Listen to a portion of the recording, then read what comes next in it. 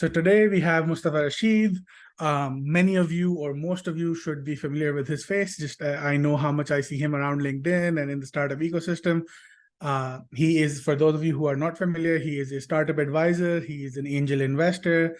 He's based in the Singapore region, but works very broadly in Pakistan, Bangladesh, other emerging markets nearby.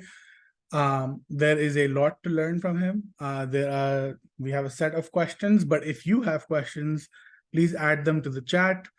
And we'll be picking a few of them also throughout the chat. So please just, as you think of them, add them to the chat.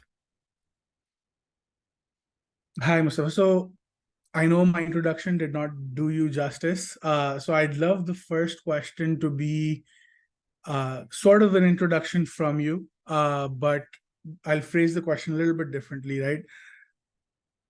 When Rauf and I were thinking of, hey, what should we ask Mustafa, what most people will get benefit from, the first question we thought of is like, how did you get involved?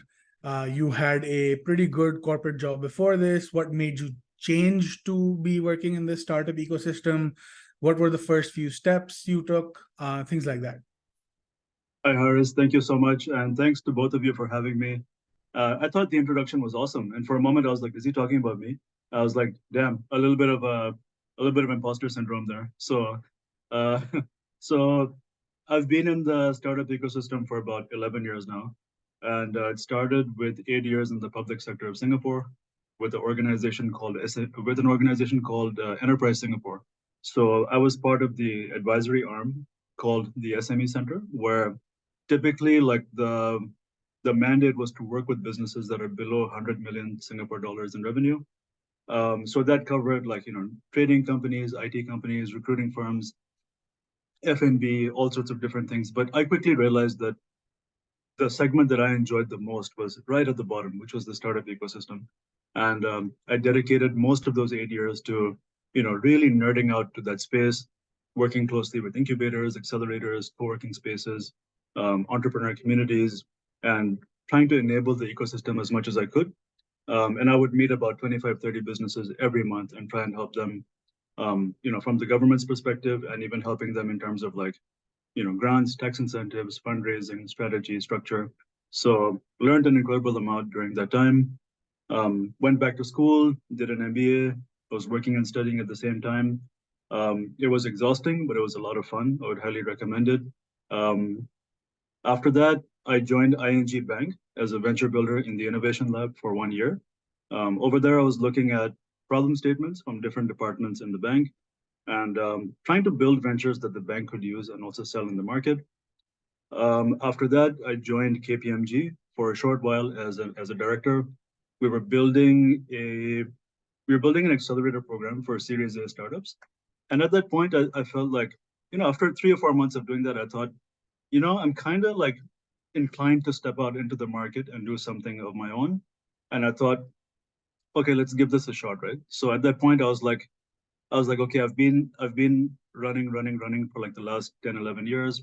I want to take a bit of a risk. I want to get out there in the market. So yeah, that was like sort of the corporate introduction, right, of what the journey has been. And after that, I came out of KPMG and I was like, okay, what do I do now? I was like, I'm kind of like, I know I want to do something in the startup ecosystem, but I don't know exactly what. So I thought, let's start flying this ship while we build it at the same time. So I started by opening my calendar up for like 30, 40 startups every month, and just like an open calendar invite. And I was talking to a lot of founders. I got actually a lot of inbound from Pakistan and Bangladesh both. And conversations, no agenda. And a lot of them had issues in terms of like market access, partnerships. They needed feedback on like fundraising stuff. So I learned a lot from them during that time. And then some of them asked me to join them as an advisory board member. And they were like, okay, we can give you equity. So I thought, okay. And I had quite a bit of offers for equity. So I thought, okay, let me pick like 3 or 4 of them that I really like. And alhamdulillah, those 3 or 4 have done quite well. So glad I chose those. But then I also started to realize after about 6 months that, okay, initially I thought this is a much cheaper form of angel investing. I give my time and I get equity in exchange. After a while, I started to realize I was like, okay, I love these founders. I'm learning a lot. I'm contributing a lot, but it's kind of hard to stay motivated on equity, right? It's hard to stay motivated without cash. So I pivoted my model to more of a retainer-based or fee-based advisory model, which is the business that I'm growing now. And the response has been good, and I've been getting some good clients. So yeah, kind of learning and building that at the same time. Got it. Sorry, And long introduction. no, that was great. Um, one follow-up question, is this advisory business still a business of one, or have you expanded beyond yourself to scale the org? No, it's still a solopreneur business. And actually, I was telling a friend of mine recently that I'm pretty soon I'm going to be confronted with this dilemma that do I want to continue as a solopreneur or do I want to turn it into a quote unquote real real firm advisory, consulting or advisory business. So and another path also is there, which is going back into the corporate space again, and doing the advisory work is also something I can do sat. So sort of like 2 or 3 paths ahead. And I think like part of the journey is like knowing what you want to do, but also being flexible about how you're enabled to do it. So kind of leaving that path open ahead.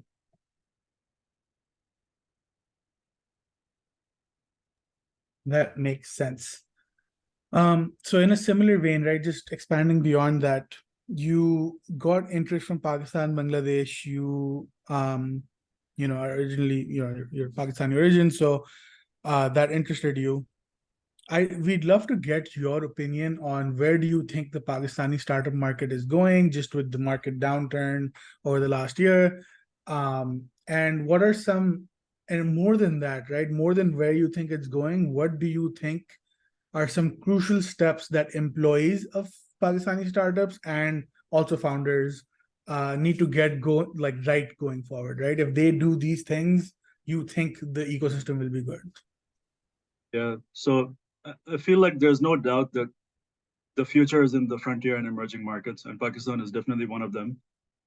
This strong population, strong consumption, a lot of online users, a lot of e-commerce users, and yeah, and what was I going to say? Um, yeah, a lot of users in that sense. So I was thinking that there's some advice I would give is that like think about. Sorry, I took some notes. Let me just take a look at that. I wanted to give a really good answer for this. Okay. So let's say if you're an employee of a startup ecosystem, if you're an employee of a startup, there's a certain element of risk that one has to bear, right? And when I talk to people who are working in startups, it's like, okay, you could have gone to like a corporate job, you could have worked for an SME, but you chose to work for a startup. And there's a certain element of risk there, even if you earn a good salary, the startup could close tomorrow. Your ESOP could be worth nothing, and that's a risk that you have to bear in order to work in a slightly more interesting and more risky environment. It is cool. It is like you're probably doing some interesting things with technology and stuff, but it's a double-edged sword, right? The other side of it is that the risk is a lot higher. For founders, I would say that, and I've told many founders this, that you have to understand that when you're working with, let's say you're hiring people, you can't expect them to have like the same amount of conviction or the same amount of dedication to an idea as the founder does. And I see this happen a lot everywhere in the world. So this is one advice that I give to a lot of founders, that at the end of the day, people who are working with you, they're doing a job. They may be passionate about the subject, but it's still a job for them.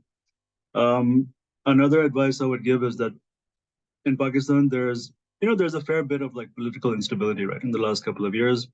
And despite being an excellent market, in terms of consumption and stuff like that.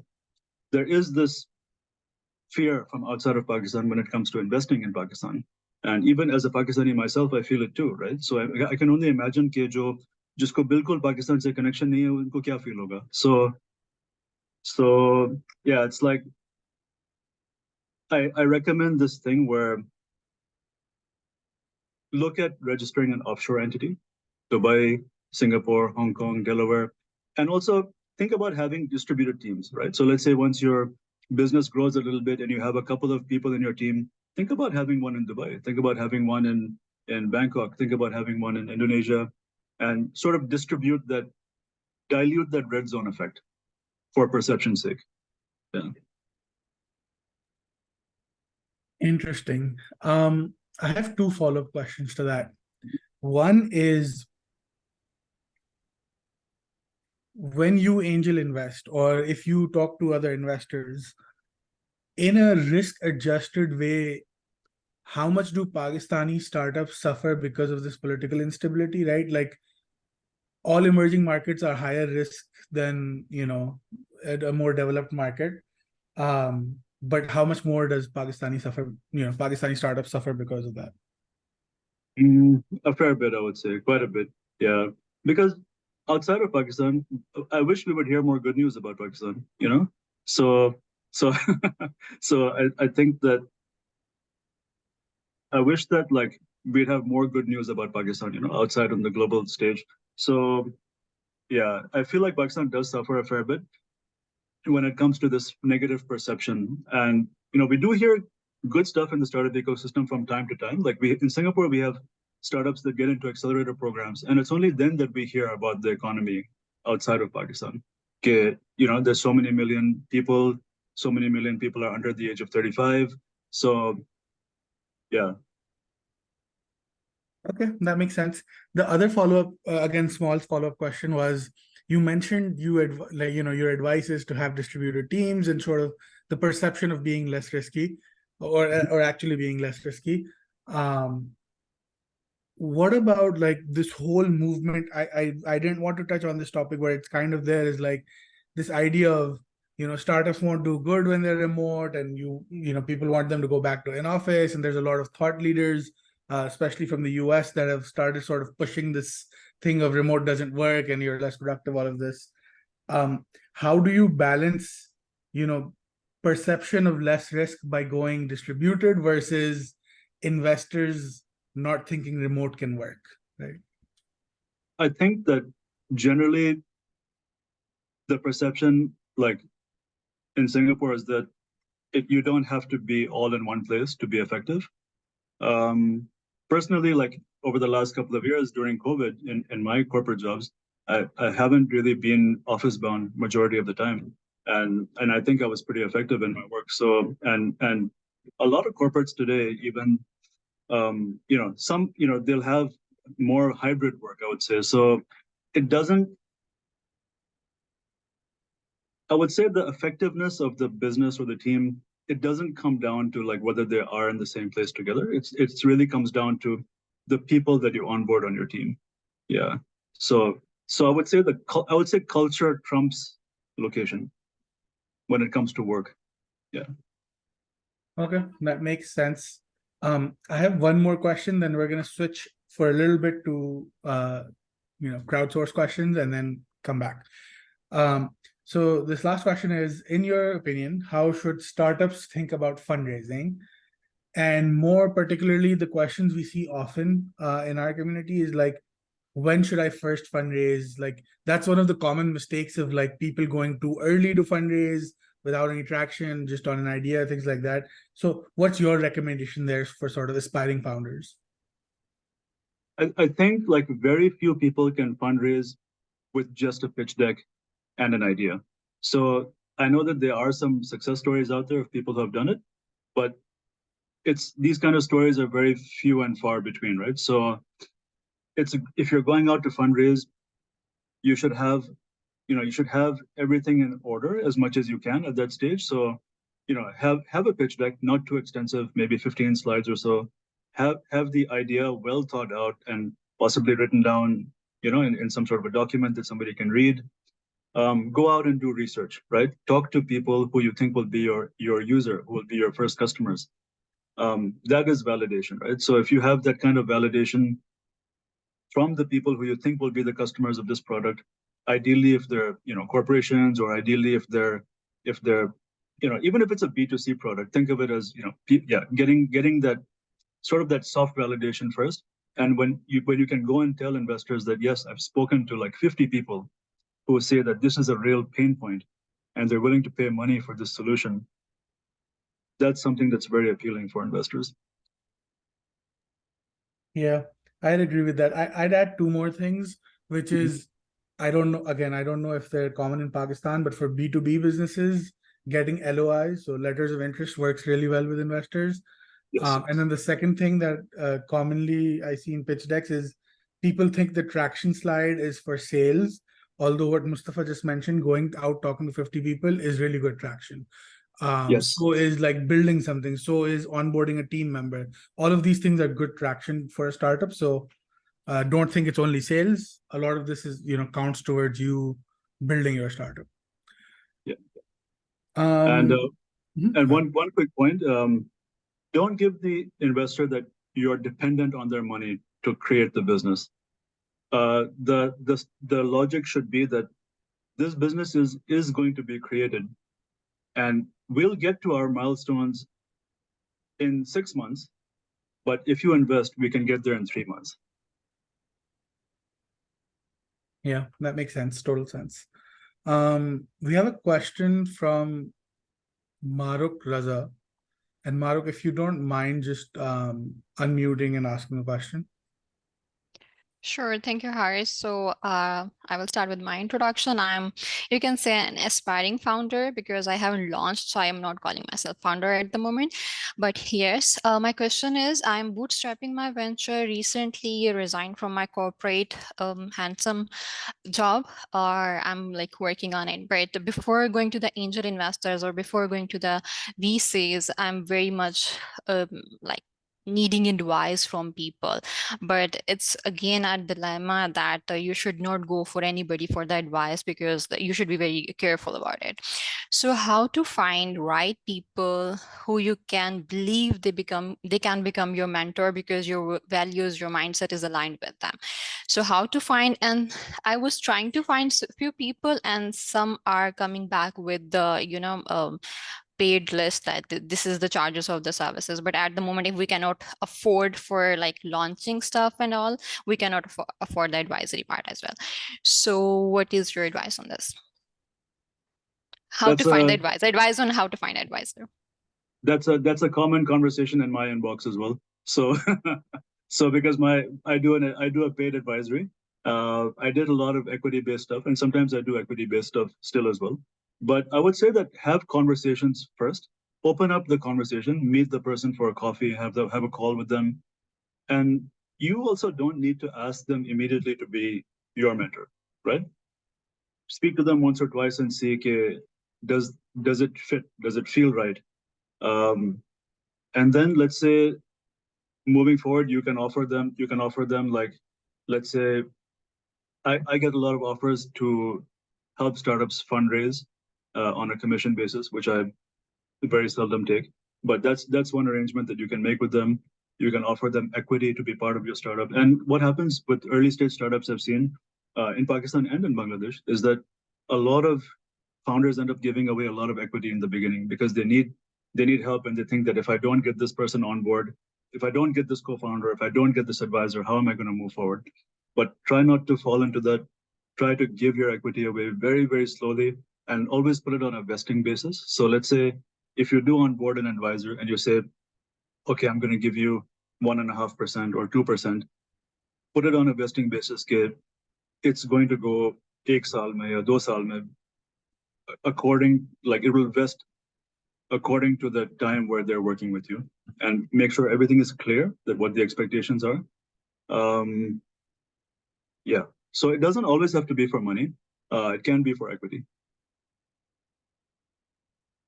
All right, so advisors. Okay, so the angel investors are somebody who is going to invest the money, as well as they will be giving you the advisory part. advisor are just advisors who will be, yeah. Okay, got it. It depends. It depends. So I've made angel investments where I generally don't advise them. I bug them to give me updates, but I don't. Sometimes I'll advise them, but that's just apni taraf se. But I have other startups who I'm an advisor and I take equity from them. And they will actively, keep in touch with me and I'll keep in touch with them. And every month or maybe 2 or 3 times a month, we'll have a call and check in. But yeah, it doesn't have to be that the angel investor is the advisor. So sometimes you'll have an advisory board, which is just purely advisors, Yeah. And think of them as strategic people who can open doors for you. So let's say, for example, if you're in the F&B business or you're in the software business, you have people from that industry or who they've spent many years in that industry who can give you advice as somebody who's many, many years ahead in the journey. Hope that makes sense. Yes, it does. Thank you so much. Welcome. A similarly veined question. You meet a lot of founders from Pakistan and across different countries. What do you think are some of the biggest lessons for Pakistani founders? We've already touched on one or two of them, but what are some others for founders, aspiring founders, just from your experience talking to so many startups? So one thing I've noticed is that Pakistani founders don't tell the Pakistan story. And I think that's something that founders from other emerging and frontier markets tell those stories. Central Asian guys, they tell, okay, this is the story of Kazakhstan, Uzbekistan, and Bangladesh, and so on. But Pakistani founders, I think they feel that because the impression is bad, that they're not able to share the story. But I do think that founders should open with the story that I'm talking about a country which has so many hundred and how many million people, but a lot of people. And what is the internet penetration and what are the opportunities in our economy? And they should lead with that story.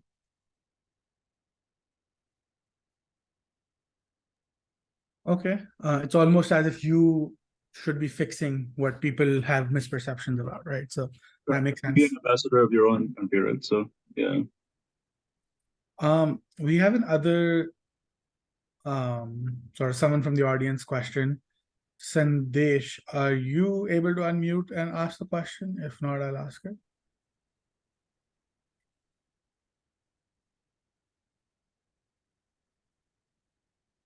3, 2, 1. Okay. So Sandesh asks, is it advisable to launch a startup in Pakistan given the current economic and political climate? Or do you anticipate, or you've kind of answered this, but do you anticipate more favorable economic conditions in the future? And then alternatively, should one be considering applying our expertise to start a business outside of Pakistan? I do think that things will get better in Pakistan. Maybe after a year or so. And whether or not to start the startup, I think that's a really broad question, right? It depends on what you're working on. It depends on a lot of factors. So I can't really give a blanket answer on that. But weigh the pros and cons. Think of things to think about are the market that you're planning to get into. Have you done enough research on it? Do you know? Do you have the founder market fit for that particular thing that you're about to do? Think about your personal runway. How much time and money can you dedicate to it? These are the kind of things I would suggest that you think about before doing it. Yeah, I can't answer specifically for your industry because I don't really have the information. That makes sense. Do you see a lot of startups? Pakistan is still relatively early. From other emerging markets, do you see them go beyond Pakistan in the sense that they start from Pakistan, but then they move to Dubai for other reasons or to Singapore? We saw Metric move very recently. Before that, we saw Zameen.com and that whole corporation move. What do you think about that? And is it common? Should people be considering that in your opinion?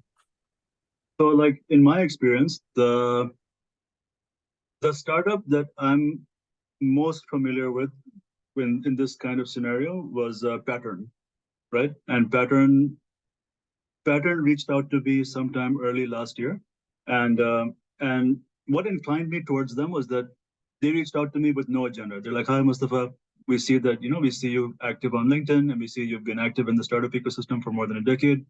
We'd love to get your opinion on what we're doing. I said, okay, sure, happy to get on a call. After the first call, I was like, sold. I like these guys. Then I was going to have another call with them. Then I asked a friend of mine, Usman, to join the call as well.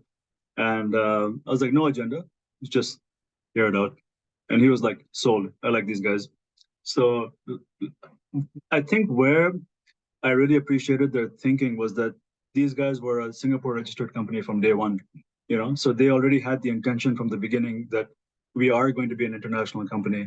And they did want to fundraise internationally. They did want to take part in accelerator programs overseas. And they did, they took part in Accelerating Asia and Singapore this year. So, and from them, I understand that, they are expanding. They were looking at some of the markets outside of Pakistan. They did have collaborations with other startups outside of Pakistan. They're even looking at I believe some cloud kitchen related stuff in another country. So that's been my exposure, I would say, for internationalized Pakistani startups. So try to think of it as more of a intentional and rather than opportunistic. Okay, that makes sense. It just as a side note for the audience, if you have any questions, please put them in chat. We'll continue picking them up from there. But moving on in that conversation, I actually had a question about pattern that I think that got answered within that. So let's talk about LinkedIn a little bit, since you just mentioned it. You were recently chosen as a top voice on LinkedIn. Can you talk about who should consider creating content on LinkedIn versus who shouldn't be that focused on it now, where like you think it's a distraction, and just advice generally on creating content on LinkedIn? Yeah, so excellent question. So I've been active on LinkedIn for a long time, but about 3 or 4 months ago, I decided to start writing every day, every weekday. I don't write on Saturday and Sunday, but every weekday I'll post, and I typically spend about half an hour every day writing content. And I'll line it up, I'll schedule it for the next day so that I don't have to get up at 6:30 or 7 in the morning to post it.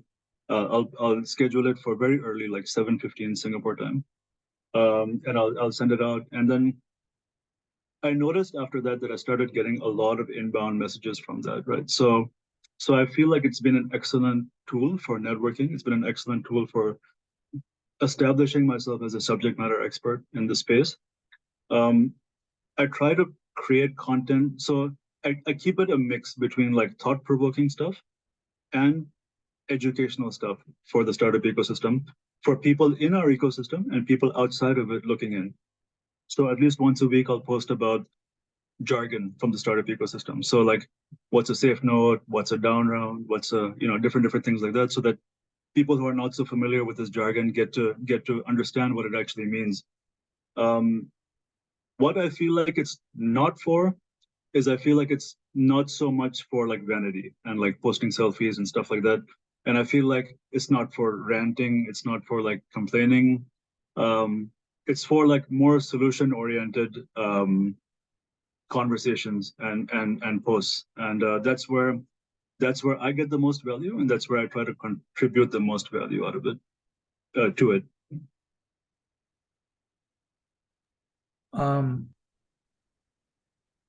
The way you phrase that a little bit, right? Like you were getting a lot more inbound. It's like you're on the solopreneur journey. I think it makes total sense that you want to get, you don't want it to be expensive for you to find prospective customers. And so creating an inbound strategy, putting content out there, that makes sense. Yeah. I'd love to get your perspective on the same question from an employee of startups or employee of corporate job wanting to get into startups kind of perspective. Is it worthwhile for them to be doing this? And if so, why do you think that? Let's say, for example, like if you're an employee of a startup and you're trying to attract business to that startup. Should like no. Actually, that's a great distinction. I'm thinking more of like a lot of people think from a personal branding perspective. Yeah, everyone's writing on Twitter, everyone's writing on LinkedIn, and it feels that way because the algorithm sort of builds a shell around you, a silo around you, and it feels like, oh, everyone's doing it. But is this something that everyone should be considering, or is this, for a certain few for reasons, if you have any? I think everyone has a skill set, right? Which they've gained. And even if you're a student, you have an opinion about something, right? Even if you're early in your career, you have as long as your opinion is, I would say, like, you're not being rude, or you're not being like, you're not talking crap about somebody, or you're not like, as long as you have a good opinion to share, which is solution oriented, I think it's for anybody. As long as you're not like, as long as you're not as long as you're not adding clutter to the space, I would say it is for anybody. I read a statistic recently that only less than 5% of LinkedIn users actually generate content, which I thought was really shocking. I was like, wow. So there's still a lot of space for people to share value adding content. And I would highly encourage everybody to do that. Think about like what you're passionate about. Think about and sometimes even what grinds your gears, right? Even something that, so I said like not for ranting and complaining, but if you put it from a constructive, thought-provoking aspect, I think that's something that people would love to read. And if you take it a step further and build the content around what you want to build your career on, it will solidify you as a subject matter in that space. Yeah, I think that makes sense. We also have a lot of sort of skewed younger people in our community, and a lot of students that engage with us and who are just entering the job market, and the star-eyed for startups and things like that. What's sort of your top three? And we've started asking everyone this, so this is like a repeat question across our speakers. But what are your top three pieces of advice for people just starting out and who are interested in startups? I would say do a lot of research, talk to a lot of people, try to get as many conversations as you can. Like, go out, meet people for coffee, have calls. If you're in the startup ecosystem, there's a couple of different sort of paths that you can take, right? The first obvious one would be to be a founder. Not everybody is a founder. It's difficult to be a founder. You could be an enabler. If you have the disposable income, you could be an investor. Enabler is in many different ways. So you could be working in a community. You could be part of a VC. You could be part of the government. I've sat, different seats in this, so can kind of speak from that. But yeah, go out, have a lot of conversations, do a lot of research. Personally, I also like to, every time I'm researching on something, like for a while, I was considering an investment in a neobank. So I did a lot of research on neobanks. I became like a real nerd for that subject matter. And day and night, I was watching videos and interviews of neobank founders. So if you're really interested in something and you have this conviction for it, do the homework, do the research, dedicate the time to it. The last one is be willing to keep your conviction strong, but just loose enough to be able to adapt. Could you expand? I think that last piece of advice is actually very important. If you're looking to be involved with startups or working at startups, could you expand upon that a little bit more, just why that's important and how you can build that into your sort of personality? Yeah, so like from my personal experience, like I've been out in the wild for the last 1 year, right? Sort of building my own business, but I still keep my options open in the sense that like, inshallah, right now I'm not writing any checks, but inshallah, I will angel invest again. I'm keeping my advisory business open. Inshallah, I will grow it to more clients. And conversations with corporates do come up still. So who knows, I might go back into like, full-time running an innovation lab or something like that. So I know that I want to be in the space, but the seat I take at the table can be mukhtalif, right? It can be various different things. So if you are going into the startup space, know that there are many seats at the table that you can take where you will add value. And yeah. That makes sense. There's one more question from our audience. So Samreen, if you don't mind unmuting and asking a question. Hi. Hi, Samreen. Hello. Right. So I'm a PhD researcher basically, and I'm researching on Pakistan's startup ecosystem at the moment. Nice. Based on your experience, my question is slightly related to my research, so bear with me on this one. Basically, my question is that if you're going to be consulting with somebody, would you consult with a business that follows a business model canvas, which would identify the gap, go through the whole process of making sure that it's the right thing and right trajectory to take? Or would you also be willing to encourage somebody who's going to take an effectuation model approach, which basically relies on 5 principles? And those principles are bird in hand, which basically means you start with what means you have. I'm just repeating for the audience in case somebody doesn't know. So not trying to be over smart or anything. It also encourages affordable loss. So instead of understanding what I want to earn, it starts with what I'm willing to lose. It takes into account crazy quilt, which means you basically generate partnerships as you go along in your journey. It also allows you to pivot via the lemonade principle. And it encourages you being pilot in the plane, which basically says that you're the pilot, you're taking your journey wherever it goes, depending on all the principles. Would you encourage somebody to follow effectuation and not worry about the large investments that most of our startups go with, and then they come up with the idea that I can't start because I don't have funding? Or would you rather encourage them to start small and then find their footing as they go along? Thank you. Really good question. I feel like the first situation that you articulated is kind of resonates on like venture building, like corporate venture building, where everything is like spelled out, and there's 7 meetings with the board of directors before anything moves, right? And I've been in that industry, so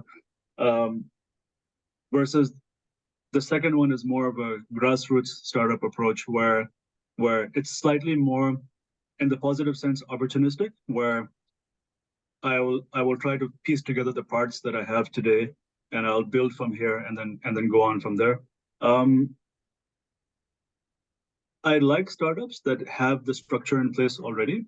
Like, let's say they've done a business model canvas, they've done a bit of intentional stuff versus opportunistic.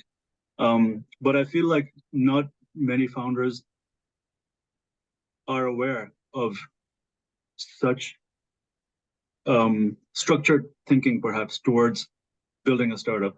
So I like the ones that have a structure, that have some sort of something to go on intentionally, that, okay, we have a plan that in the first 3 months we're going to do this, in 6 months we're going to do this, 9 months we're going to do this. But quite often it doesn't really happen that way. A lot of the founders that I speak to, they're just trying to keep the ship afloat many times. I know that doesn't directly answer the question, but I think majority of them fall in the second category.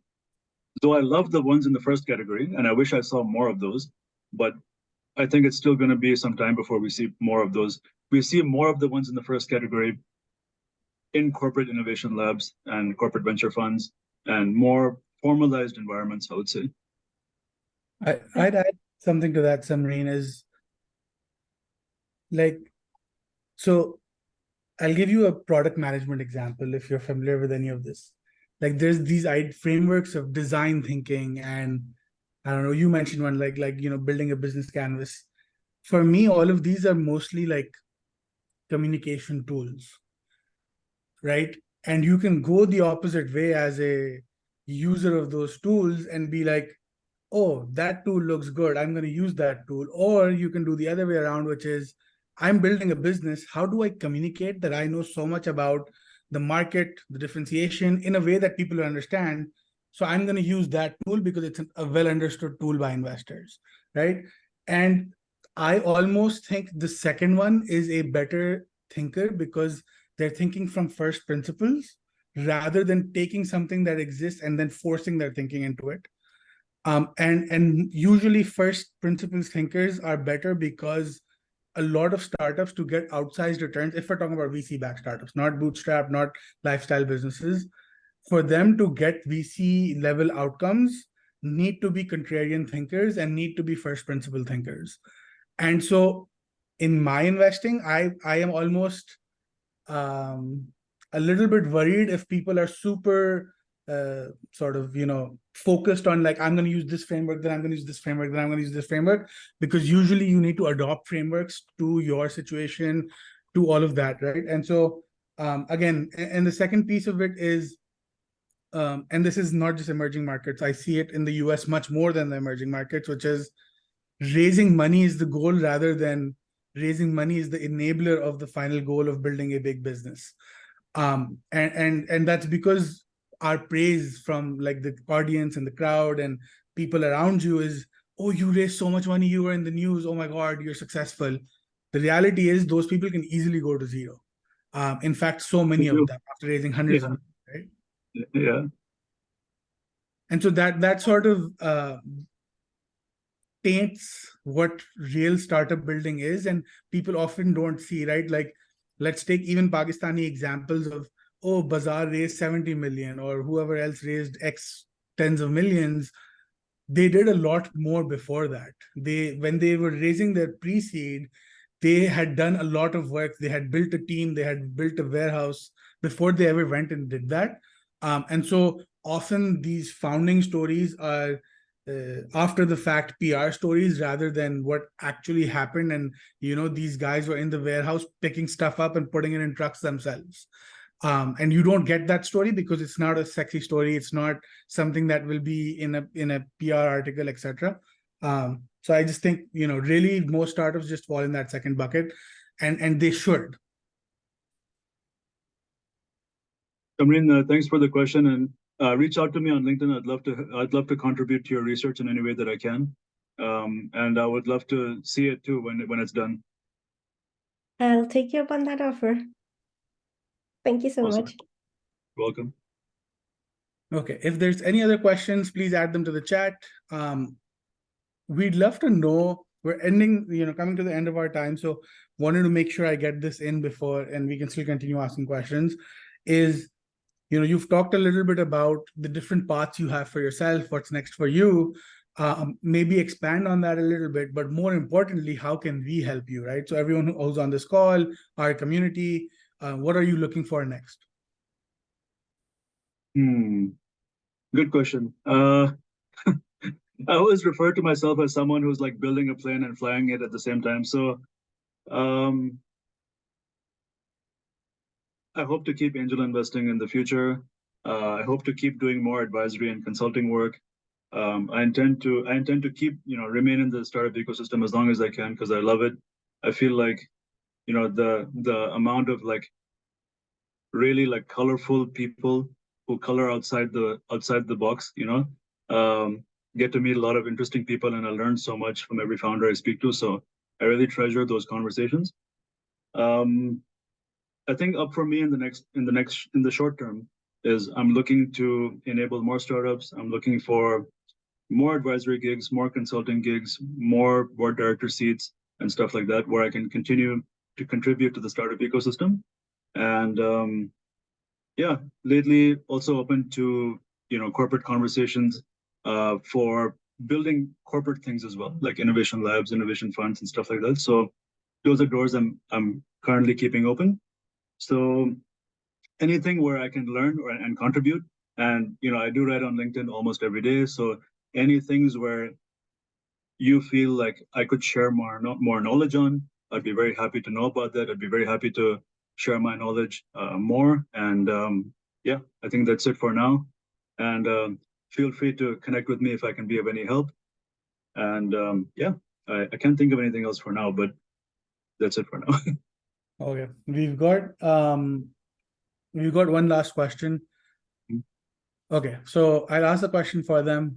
Sana asks, and you've answered this a little bit. So what is the one thing that sort of every entrepreneur, every founder gets, is a basic mistake that they all make, specifically in Pakistani market? So you've mentioned one, which is like when they're out fundraising, they don't really tell the Pakistan story. But is there anything else more tactical beyond fundraising that most people get wrong? Yeah. Okay, so a couple of different things. I'd make sure your materials are really good. And I feel like a lot of us not just in Pakistan, but a lot of founders everywhere, early stage founders, we're kind of used to this school wiring where we feel like a lot more words is a better result. But when it comes to pitch decks and investor materials, less is more. So use less words, use less sentences, use bullet points. Make sure your pitch deck is clean. Use a white background if you can. And I see decks sometimes which have like hundreds of different things thrown in, 25 slides, 35 slides. And I'm like, dude, you guys need to really remove like half the stuff from this deck. So I'll end up giving them like a slide by slide review. So yeah, keep it 15 and below, I would say, and only necessary information. Be very clear about what your ask is. Say, okay, I'm raising 100,000 at this valuation. If you have an offshore registration, make sure you mention that. What else? And don't give the investor the impression that you're dependent on their money, right? Because I think it's not a good feeling to invest in a startup knowing that if you don't invest, it's going to crash. So something to keep in mind. What else? Also, like when you speak to a founder and you know that they're genuinely really passionate about that business, right? They're into that industry, whether they run the startup or not. I think that energy really comes across.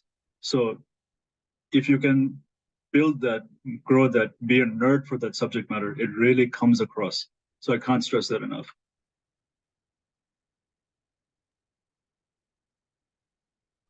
Okay.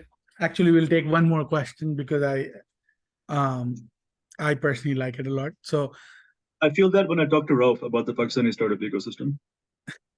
nice. Saba Mushtaq, are you available to unmute and ask the question? Yeah, sure. I actually would like to understand, considering the recent economical challenges, a lot of startups kind of shut off. And how would you say is the investors' confidence in Pakistani startups? And how are the due diligence processes kind of adapting to the evolving landscape?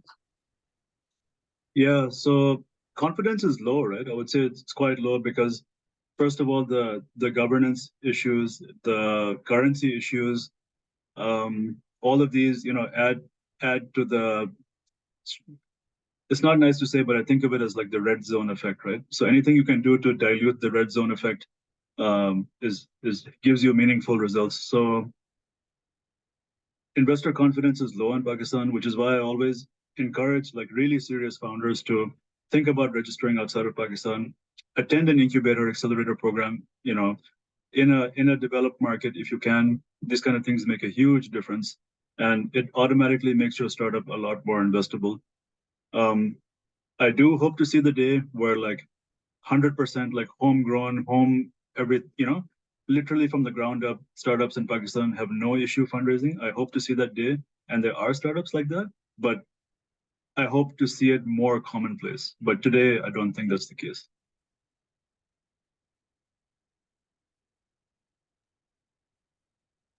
Okay, thank you. Welcome. Thanks, Mustafa.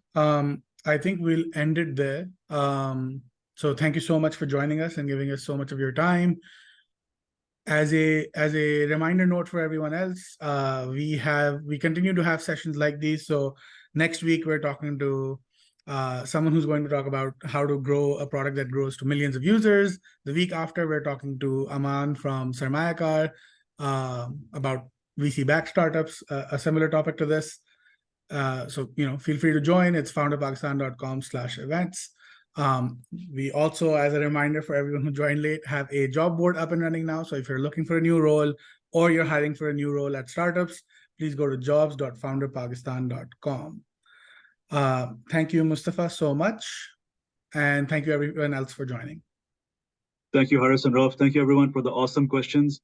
And feel free to connect with me on LinkedIn and keep in touch. Have an awesome evening ahead. Bye.